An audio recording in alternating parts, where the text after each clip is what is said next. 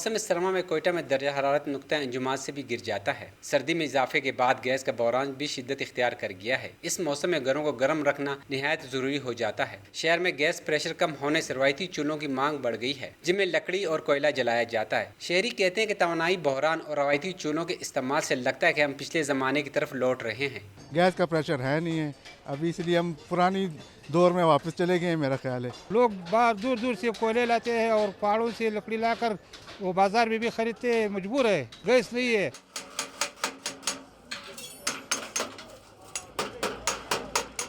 इन चूल्हों को ज्यादातर चारकोल के ड्रमों से बनाया जाता है, क्योंकि इन्हें पायदार समझा जाता है। चूल्हों के साथ टीन के बने पाइप और ट्रे भी लाजमी है। इन रवायती चूल्हों में जिद्दत लाने के लिए जिस्त और एल्युमिनियम का इस्तेमाल भी हो रहा है। एक चूल्हे की तैयारी में माहिर कारीगर को 3 घंटे दरकार होते हैं। पिछले सीजन में 1000 तक मिलने वाला चूल्हा अब 1500 से 3000 में फरोख्त हो रहा है। उसका पाइप अलग है, गोडा अलग है, ट्रे अलग है, हर चीज़ उसका अलग अलग है, मुख्तलिफ हर चीज़ उसका अलग अलग है।